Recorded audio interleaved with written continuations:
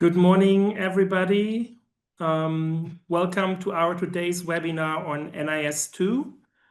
I would say we'll give it another minute for everyone to dial in. Participant numbers are going up, so we're not at 10 o'clock yet, so I would say 1 minute and we'll get started.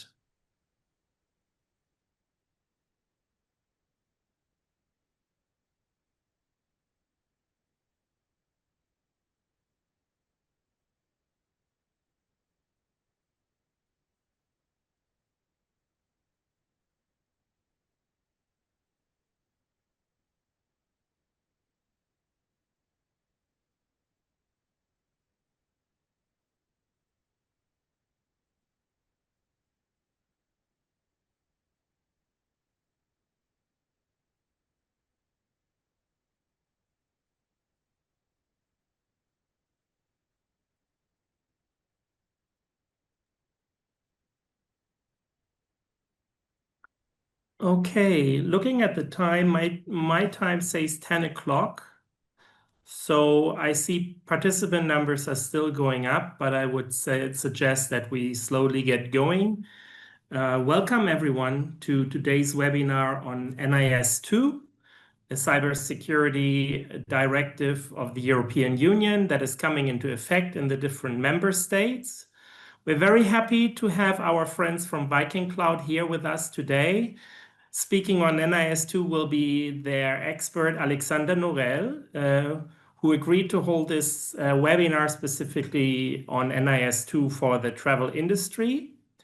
We had a webinar with VikingCloud in the past on PCI DSS, which was highly successful and which is still available in the webinar section of our ECTAA website, I think, as well as on the VikingCloud website. This webinar today will be recorded as well. So should you not be able to attend the whole hour, or should you have colleagues, friends that are interested in the topic and that cannot participate today, there will be the recorded session available after the webinar on the ECTAA website, as well as on the VikingCloud website.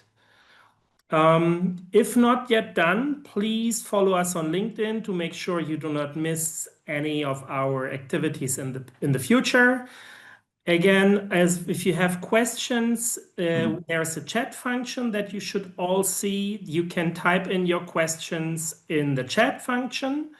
And before we hand over to Alexander for the piece on NIS2, I would quickly ask Maria from VikingCloud to give us just a brief background what VikingCloud is doing, which is a lot.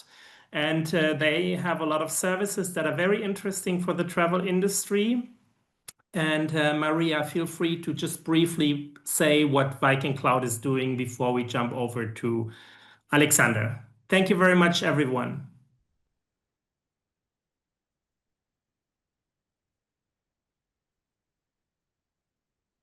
Maria, can you hear us? Maria, you're still mute. Sorry about that. Thank you, Christian. I was talking to myself. So just a brief introduction to VikingCloud. So we are a security compliance company, and we are a global leader within our field when it comes to PCI compliance and different PCI standards. We have been a partner to ECTAA since 2017. So we have a long experience also within the travel sector. And we are working with the largest and some of the leading companies in the world within multiple sectors: finance, payments, hospitality, retail, of course. And our mission is ultimately to support our clients and large organizations to secure the posture and secure critical data within their networks. And we do this with our very large team of consultants. And Alexander Norell is one of them, and I have been working in this area for a long time. So with further ado, I hand it over to Alex. Thank you, Maria, and thanks for the introduction. My name is Alexander Norell. I'm a security architect with VikingCloud, and I'm supporting both our business and our clients, both with general European regulations, PCI DSS for payments or payment security, as well as AI, which is very sort of a focus area in general today. So, but let's get into today's topic. We'll start today with a quick overview of the NIS2 Directive, what it is and why it matters. And then we'll look at the key obligations under NIS2 and what organizations actually need to do in practice. We'll move on to classifications and really get you to understand who needs to comply and how entities are categorized as essential or important in this space. I will explain what that means. Frameworks like PCI DSS, which I'm sure you at some point, so to some degree, are aware of. And this really to overlap finally, we'll wrap up with the next steps and key takeaway, and what actions to prioritize to prepare for compliance. And then we'll have a short Q&A. I think that was said already, but just to do the housekeeping, ask questions in the chat. We'll do our best to answer them at the end of our call. If not answered during the webinar, we will send them to you in an email. Presentation and recording will be available in the ECTAA web and VikingCloud websites. So let's get going. NIS2, a lot of acronyms in the world of cybersecurity. NIS2 is short for Network and Information Security Directive 2. It's formally known as, or listed, or if you go to the websites, is Directive EU 2022-2555. So what is it? Well, and why is it? Cyber threats are evolving faster than European organizations have the ability to defend. NIS2, that was adopted in 2022, aims to unify and strengthen cybersecurity standards, making organizations across critical sectors, and remember critical sectors, more accountable and resilient.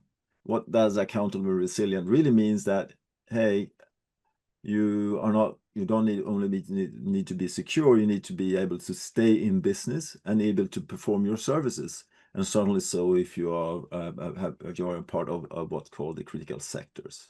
So what are critical sectors and why do they matter?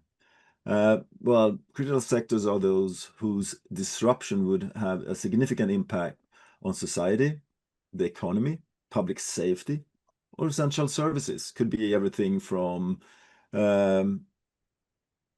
healthcare to energy to finance, but also include transport and to some degree digital infrastructure. So it could really, it's really back to, could be a big societal harm or economic harm, really. So for today, for you in the call today, it's really going to be focus on transportation and travel. That's air, rail, water, road, but it does also include travel platforms. It's also worth noting that it applies to services that you probably consume as an organization, which is digital infrastructure. That could be cloud services, DNS, data centers, or internet service providers. Related to this, which is critical for most countries, is the public administration, the government bodies and services. And for you, if you could come into play where you actually perform services for these governmental services. So let's give you a little bit background, because we're talking about NIS2 here, right? Is there an NIS? And yes, it is. So the original directive came about in 2016 and was really the first law, EU-wide law in cybersecurity. So, and we're talking about the directive here. So just give you a little bit flavor on what's the difference between a directive and a regulation. So a directive sets out goals that all EU member states must achieve, but then it's up to each country how to implement through the national law. So that's what we're going through now with NIS2. In comparison, a regulation is directly applicable in all member states without national transposition.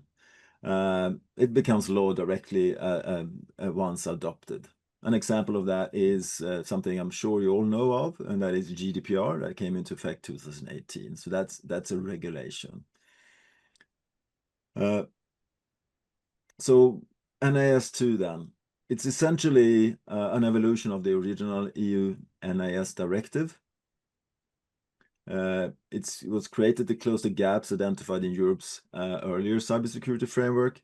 Its core purpose is to strengthen overall resilience on network and information systems in the EU. It requires operators of critical infrastructure and essential services to implement effective cybersecurity controls, and really to report incidents promptly. And we'll get into some timelines that is needed in that space then. It's compared to the original NIS directive, it expands the range of sectors and organizations in scope. Hence, you're here. That's why you're here today. It's really there to set a baseline and EU-wide minimum security requirements. And what they've done in NIS2 is also make it simpler for you if you have business in multiple countries in the EU.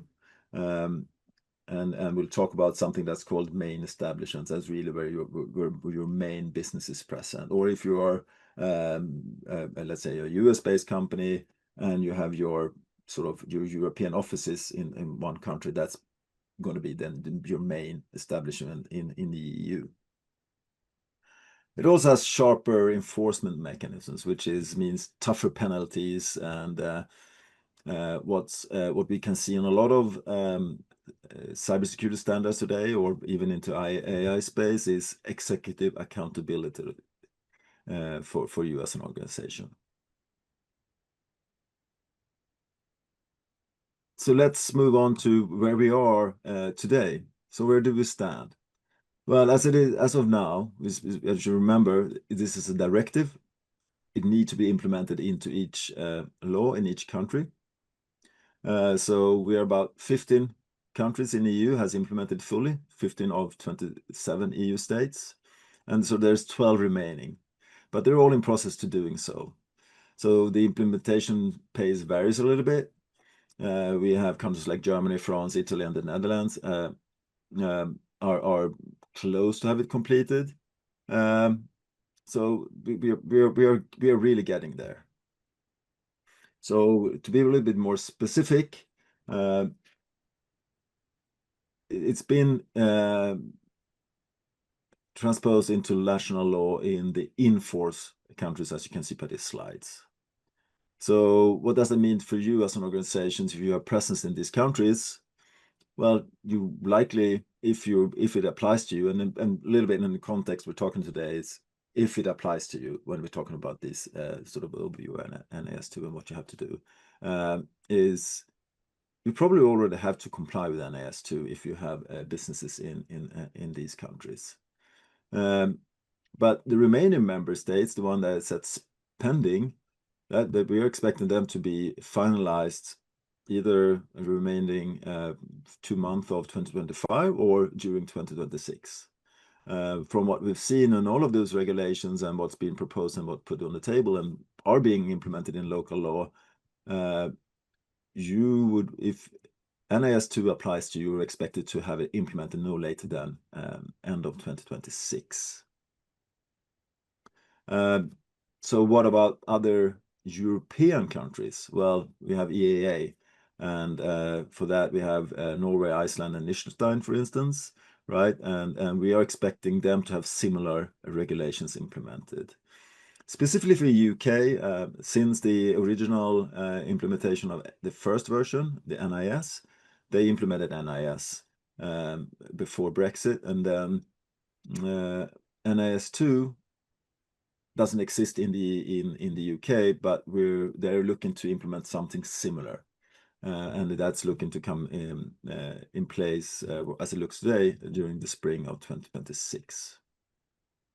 So a note for you: if you have your main establishment where you have your focus of your business in a country that is in force, easy, you have to do it now. If you have your main establishment in a country where it's pending, well, you still need to get a head start. You should get started now because you were expected to have it in place by end of 2026. However, if you have your main establishment in one country that's on the pending list, and then you have businesses in countries where you're already in force, you're in a transition period, you should comply now. I hope this makes sense. So so once you have sort of identified where you have your business, which you probably know already, you need to have that conversation with the local authorities, and that's sort of that's one of the benefits now with NIS2. You're gonna communicate with the authorities in once it's all fully enforced in all countries. You're gonna communicate with the local authorities in your country. You don't need to communicate in every country where you have presence unless there is a breach. Then you need to have a communication channel directly with the local authorities for the breach part of what would happen. So talk a little bit about the background, NIS2. So what is the NIS2 and what does it mean to you? What's your obligations? Well, it is a very good baseline for cybersecurity. All right. So when it comes to cybersecurity, a key point is risk management. So under NIS2, risk management is not just a technical exercise, it's a governance requirement. You need to have risk management in place. So that means that you must identify, assess, and mitigate both cyber and operational risks. Really, again, cyber, stay in business, ensure your systems have resilience and are able to be up and running. So that sort of the requirements include regular risk assessment, maintaining security policies, ensuring secure systems, but also includes your third parties, your supply chain. So and specifically for travel industry, this extends to, again, where it applies to you, to online booking platforms, APIs, payment integrations, and partners such as airlines, hotels, and other transport providers. I hope this makes sense. So we talked a bit about corporate accountability as well.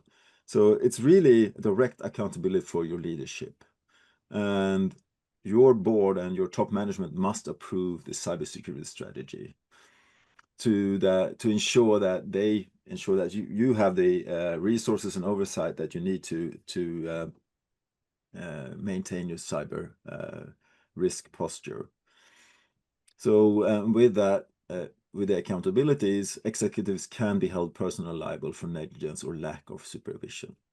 So this is really a sort of a cultural shift we're seeing here, and that again it goes through most of the regulations we see today. Accountability into board and top management of the company. So I said resilience, staying in business practices, different names, but what it's all about is business continuity. So NIS2 requires that operations can continue during and after an incident. That means that you develop your recovery plans, you have maybe multiple cloud providers, you have emergency procedures, you have your backups, and also have a team that can respond in terms of if there's a crisis or if there's a potential breach, right? And with that, you need to test those plans periodically. So and specifically for you, look at what's your dependencies on airline systems, again, payment gateways and booking APIs, etc. What would it mean if those sort of connections are down, for instance, or what does it mean if those there's a breach for one of your payment gateways or your one of your booking platforms, if you're not yourself your booking platform, of course. So incident reporting is a key requirement here as well. It has become stricter than ever before. So if you've been doing GDPR, it says 72 hours. Well, NIS2 is going are tougher than that. After 24 hours, you've been discovered that, hey, we're looking to we have a breach here. That is an early warning, and that need to be sent to your national CSERT organization. And identifying those type of contact details is a part of the implementation process.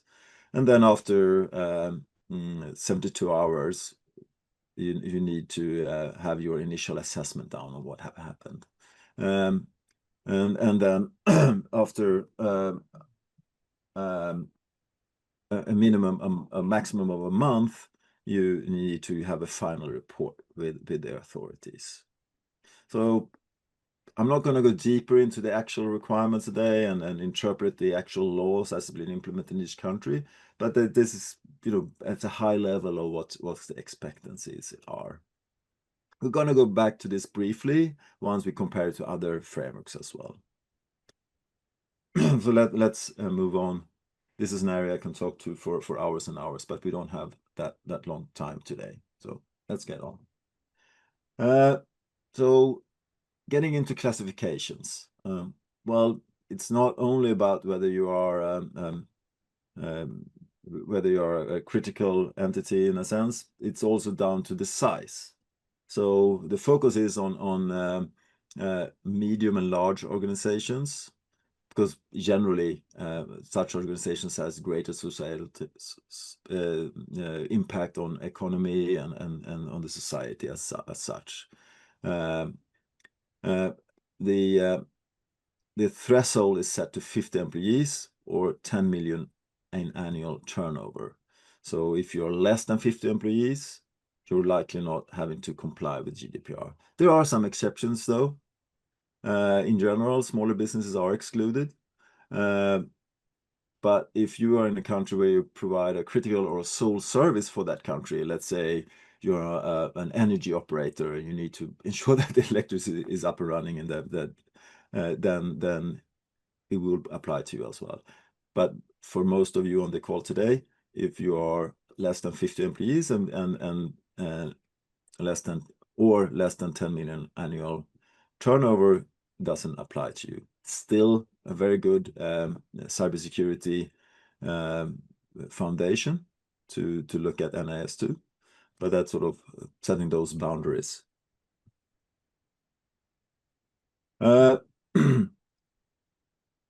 So what are some of the classifications we're looking at? Well, we have two classifications in its two main categories, basically: essentials and important entities. And essential entities are those that provide services considered vital to society or to the economy. And that again goes back to what we started this conversation with: energy, transport, healthcare, financial market infrastructures, and major digital infrastructure here, right? So that's a risky sectors, if you will. But we also have the sort of classification of important entities, and I will talk a little bit about what that means. They're still significant but less critical, and that is manufacturing, food production, etc. But and most likely to be where you come into play here, and that's digital type services. So certain digital services like certain platforms, right? And that could be travel platforms for sure. But again, both categories must meet the same cybersecurity and risk management requirements. The requirement doesn't matter. It's more down to the level of timing and supervision and things you have to do to show that you comply. And that's really down to whether you as an entity need to do something proactively or if it's more reactively, right? So essential entities are proactively supervised, meaning that you might have to do on-site or off-site inspections, security audits, etc. if you're an essential entity. For important entities, it's more reactively, right? You still need to comply with the same cybersecurity requirements, but actions are more like triggered if there's an incident or if there's evidence that actually suggesting non-compliance. So you've seen this in the GDPR space as well. So unfortunately, there's also some sticks involved here, right? So as you've probably seen through GDPR, there is fines involved. So, but first off, again, there's the accountability, but the fines are supposed to be proportionate and dissuasive, right? You need to comply with the standards. And for essential entities, that's up to 10 million or 2% of global annual turnover. Or for important, it's 7 million and 1.4 of global turnover. Now, again, NIS2 is relatively new. Yes, it's been implemented in, let's say, Belgium since 2024 already. But we haven't really started to see these fines being applicable. We have seen it in the GDPR side, but not on the NIS2 yet. And hopefully we won't see it too much because of actually entities implementing NIS2 and being compliant, and by such trying to avoid being breached. So that's some of the sticks involved here.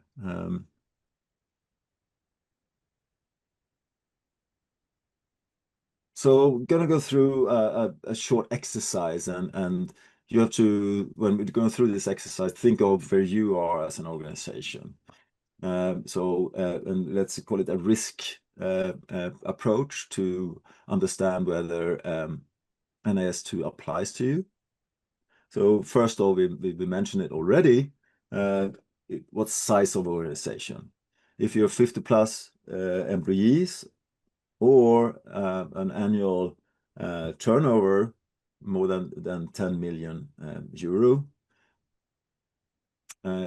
you need to put down a yes on your piece of paper or in memory.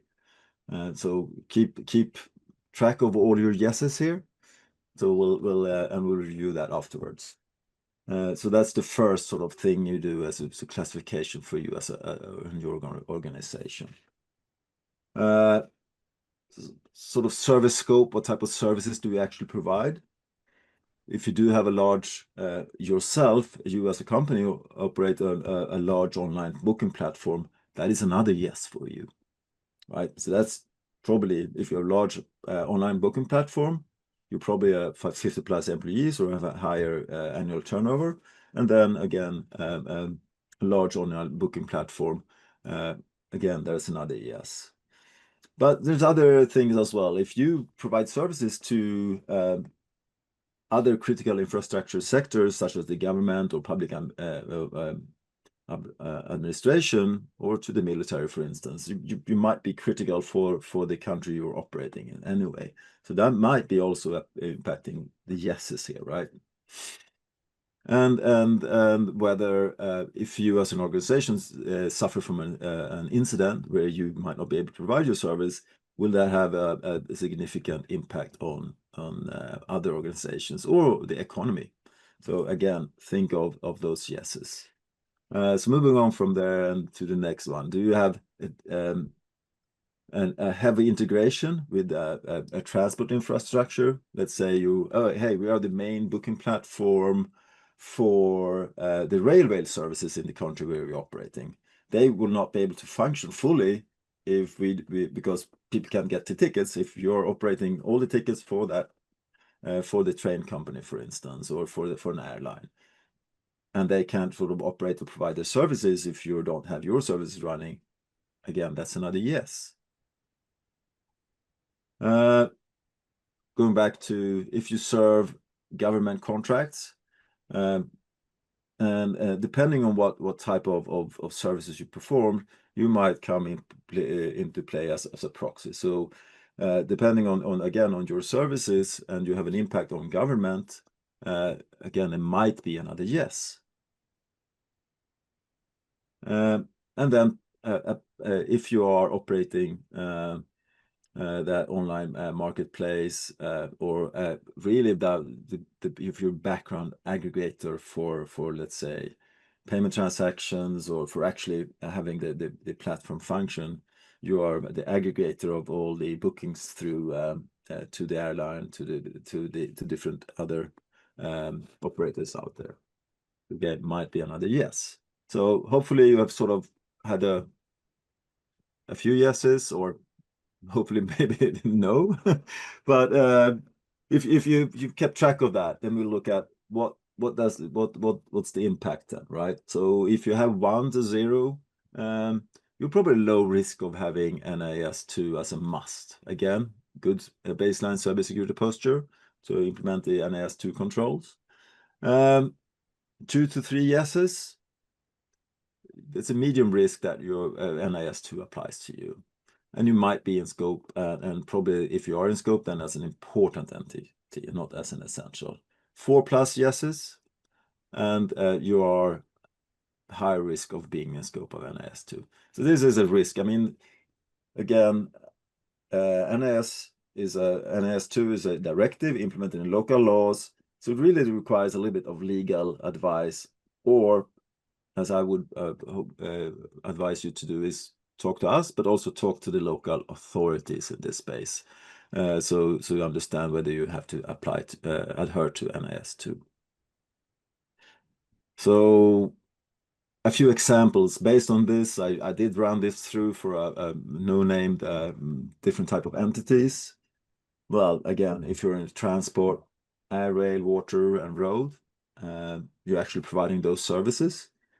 You are, and you're mid-size, you're probably an important entity, right? That's what we concluded from the exercise. Or if you're a large one, you're probably an essential entity. Digital service provider, booking platforms, etc. Medium, mid-size, or large, both would fall into the important category. Or for, not for you, but probably for services that you're consuming, they should adhere to NIS2 as a service management company, right? As a cloud provider, for instance. So again, depending on size, they could be important entity or an essential entity.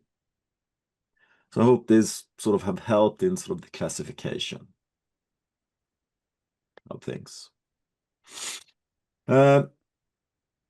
So there's quite a few regulations out there, and one of the terms that we use in my line of business is, and we actually get from as a feedback is, companies are subject to what they call audit fatigue. There's too many different regulations to adhere to. So just to give a little bit of flavor on some of the differences here, and probably if an NIS2 directive applies to you or not, that's for you to go look for. But you're probably in scope for PCI DSS if you provide payments, or for sure, or most likely, GDPR applies to you. So just do a little bit of comparison here, because there might be overlaps. There might be things for, if NIS2 applies to you, that you have in place already. You can then look to sort of either broaden the scope, or just implement similar control across your business if you already haven't done so. So if you look at a GDPR, they are talking about a risk-based approach to security. There is minimum requirements in there, but in general, there is a risk-based approach to data security and processing, really. But the focus is on personal data, which actually includes cardholder data, which brings us into PCI DSS, but that's focus on cardholder data. PCI DSS, however, they've taken away the sort of some of the requirements for risk assessments, for instance. Some remains, but the focus is on cardholder data. Again, a more focused scope. Comparing to NIS2, which is your business as a whole, ensuring that your critical services remain secure and resilient, right? And there you have a lot more focus on risk. Incident reporting, GDPR 72 hours. I mentioned that already. PCI DSS is down to the card brands and what they require and your acquirers, but as soon as possible is the general term, but it's not fully defined. And NIS2 24 hours. So again, all of them requires incident response planning and having those procedures in place. but the timelines are different. And again, NIS2, the strictest one with 24 hours. All of these standards requires you to look at your supply chains, your third-party service providers, if you will, and having different variants of enforcing controls on these. In GDPR, we have these sort of processor and data sharing agreements that need to be in place. In PCI DSS, there's focus on due diligence and to define who does what. And NIS2 is more high level, but it requires active supply risk management. Security controls, PCI, sort of GDPR is very general. PCI DSS is very prescriptive. For NIS2, it's high-level requirements. It talks about MFA, encryption and patching, etc. But it's all down and going back to what we talked about risk. And for these different frameworks, you have management responsibility, but from a GDPR perspective, it's focused on the DPO role, data privacy officer. PCI DSS, yes, there is implied governance, but NIS2 has a lot more focus on accountability from top management. So, gonna round up this presentation with some conclusions and next step. Again, I encourage you to look at NIS2, implement your minimum cybersecurity posture. But if you're a small and local travel agency, you don't have that own travel platform, etc., probably doesn't apply to you. But I still encourage you to do that verification yourself. Large online travel platforms, very much likely covered. B2B travel management depends on size of the organization, on who you provide the services to. If you provide it to other critical businesses, or you have public sector contracts, for instance. And if you are a governmental travel and tourism office, you might come into scope under public administration, for instance. So there's a few other examples of how it might apply to you. So what's your next step? Well, understand how you classify. Are you in the critical sector? Do you provide services to others in this sector? So that's a sort of a classification. That's step number one.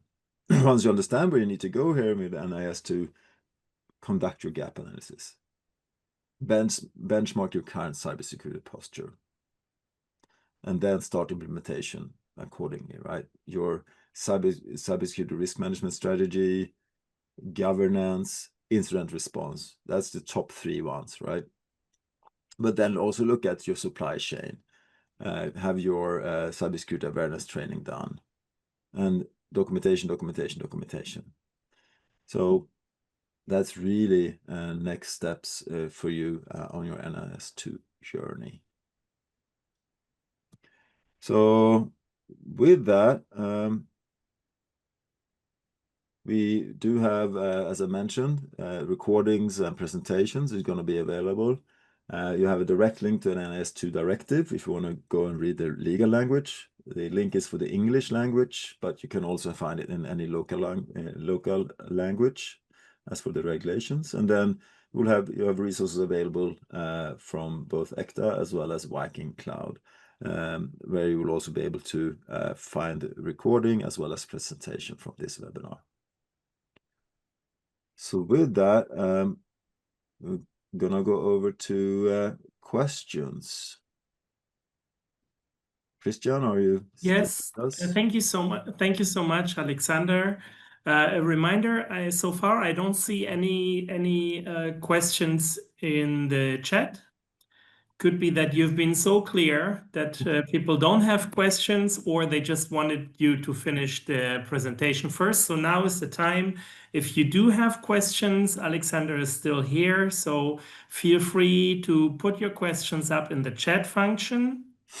Otherwise, I myself, I have two questions that maybe we can take until there are any other questions. I ask myself, so if I'm in doubt whether I'm in scope or not, who would I turn to for further help to clarify? Maybe you have an answer to that, Alexander. Right. So, I mean, VikingCloud is here. We're happy to help and happy to do an initial assessment on this. But ultimately, it's also down to the local laws as per the country where you're operating. And that means that it becomes, because it's implemented into local law. So yes, you have the regulation, the directive. Oh, sorry, not the regulation, the directive, and then you have the local implementation of that directive into local law. So that makes it a sort of a legal question. But the go-to organizations is your local authority in this space, who is also would be your main contact. So we're happy to support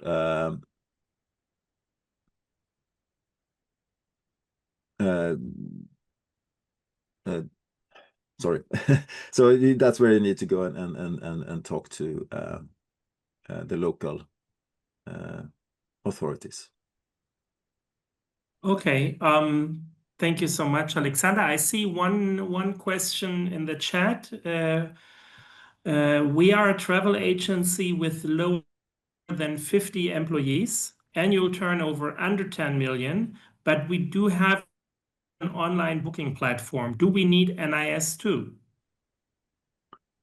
So if you look at the legal the directive, you would not generally, as a starting point, not fall under NIS2 because you're under 50 employees and under 10 million. Unless you are defined as a critical service for where you're operating. Now, again, that generally applies to, hey, I'm the sole energy provider in a country, and things like that, right? So probably you're going to fall under sort of that threshold and not require NIS2 implementation.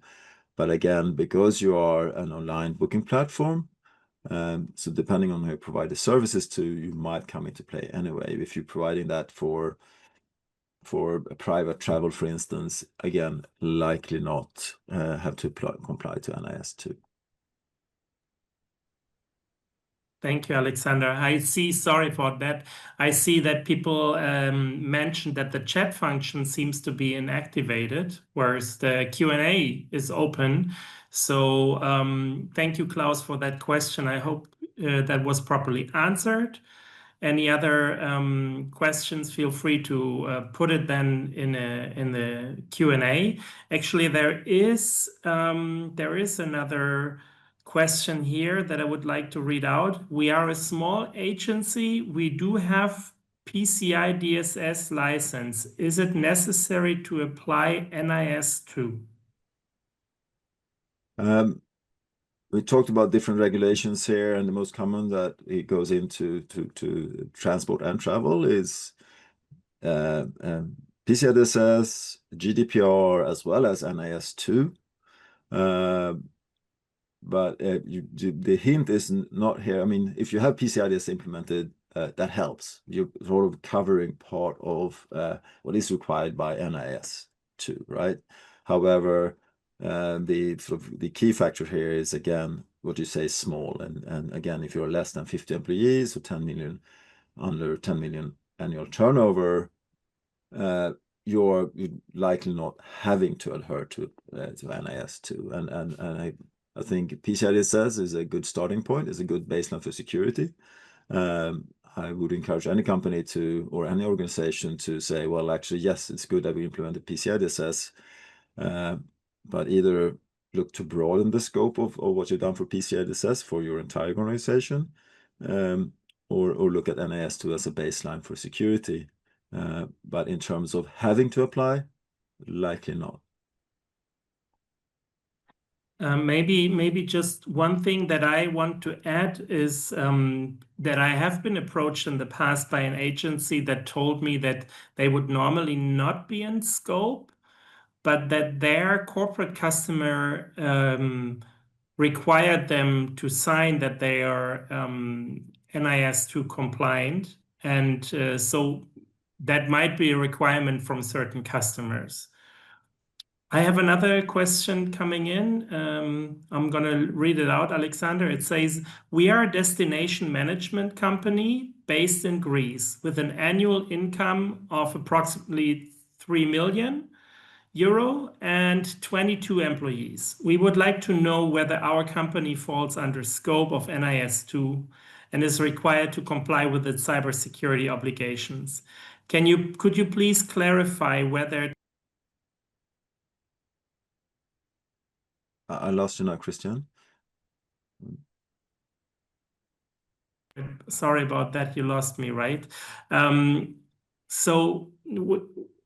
Could you please clarify whether travel and destination management companies like ours are considered essential or important entities under NIS2? And if not, whether there are any indirect obligations, for example, via suppliers or partners. So a DMC, Destination Management Company, 3 million income, 22 employees. Looking at the NIS2 Directive, again, you would fall under both the threshold for the annual turnover as well as the employee count. So again, that sort of reduces your risk to be in scope for NIS2. You mentioned something, Christian, that you might have, if you have a third party that you're involved with, that requires you to follow NIS2. That might be another way to come in scope. As it's written today in an NIS2, it's sort of, will you not being able to perform your services have a significant impact on the economy, for instance, right? That's another way that entities might sort of be brought into scope, but that would really be down to your local authorities. So that's sort of something you would have to look at. But based on what you've told me here, it's less likely. The risk is relatively small that you have to adhere to it. But again, because of how it's written, because if the directive goes into local law in Greece and the travel industry in Greece do have a significant impact on the economy, there might be sort of local variations, and the local authorities might tell you to do more in this space. But again, likely not. Okay. Thank you. At the moment, there are no further questions, but I do have one more. Alexander, you showed the slide which countries have already implemented NIS2 locally and which ones are still where the NIS2 directive is not effective yet. So if my country further delays the implementation, what does it mean for a company that is active in that country? Does it, yeah, thank you. That is exactly the slide I was referring to. So does that mean that this company can lean back and just stay silent for the moment, or what would it mean if the country further delays the implementation? Let's say you yourself look at the services you provide, and you say, well, actually, as far as we can see, we have to apply to NIS2 depending on because of our services or because of how we are where we're situated in society. But however, it's not gone into local law. But then there's the outcome if something goes wrong. If the law is not implemented yet, it's going to be hard to give you a fine, for instance. But that would be the outcome. I mean, my advice would still be to look at, hey, it applies to us. We should implement it as soon as possible. It is more than likely that by the end of 2026, it will apply. The law will be applied in your country and in those pending countries you see in the list, and with that, they will also require you to comply. Probably within what we've seen so far within 2026. Thank you, Alexander. We have one more question coming in from Pedro. It says, we are a 700 people organization separated in 12 different companies. Some are DMCs, so destination management companies. Some are online travel agencies. Some are business travel centers. Others are B2C. But with a main holding company and the same information systems based on the holding. Each company must have different, and so the question is, does each company have to have different NIS2 compliance verification? It really depends on how you are situated and how you manage the governance in your company. So if you have a central governance structure and you can enforce that throughout all your entities, then I would look at doing it, say, our holding company or sort of the main where you have your governance. We have your main establishes in this country. We're going to manage NIS through from here, and that's where we have our cybersecurity team that we're working with all the other entities, etc. But also look at, hey, what type, again, going back to whether it applies to you, look at your company as such. Do we provide those critical services, and does it apply to us? Pedro, I hope that clarifies. So far, we have no further questions. We would have 10 more minutes. So yeah, Pedro says thank you, Alexander. So if feel free to add any further questions. If no further questions are coming in, I guess we could wrap up. I'll leave the chat open for a little bit. But just as a reminder again, for those who dialed in later, this session is being recorded, and this webinar will be made available on the ECTAA website in the webinar section, as well as on the VikingCloud website. So feel free to reach out to ECTAA and VikingCloud to access this recording. So feel free to inform your peers about this. When it comes to cybersecurity, there's really we are not competitors. We are all in the same boat. It's us basically against fraudsters. So it's really important to raise awareness on this important topic. And so feel free to listen into the recorded webinar, to share it with your friends and peers. There's also still available a webinar on PCI DSS. If you want to get in touch with VikingCloud, we're happy to share Alexander's contact details. If you need support, if you're a large entity and you need guidance in your journey on NIS2, VikingCloud is there to help you. There's others as well, but we're very happy that VikingCloud was willing to give us a great introduction to the topic.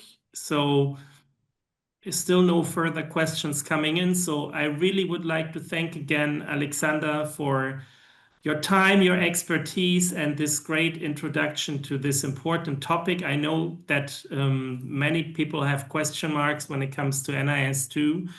So happy that we were hopefully able to shed some light on this. I thank everyone for their participation today. We had a great participation number, so happy to see that this is an interesting topic. As I said before, feel free to follow VikingCloud and ECTAA on LinkedIn to get further announcement of future topics. Thank you, everyone. I wish you all a great and successful day. And Alexander, thank you again for your time. Thank you, and thank you for arranging. Thank Good you so questions. much. Thank you.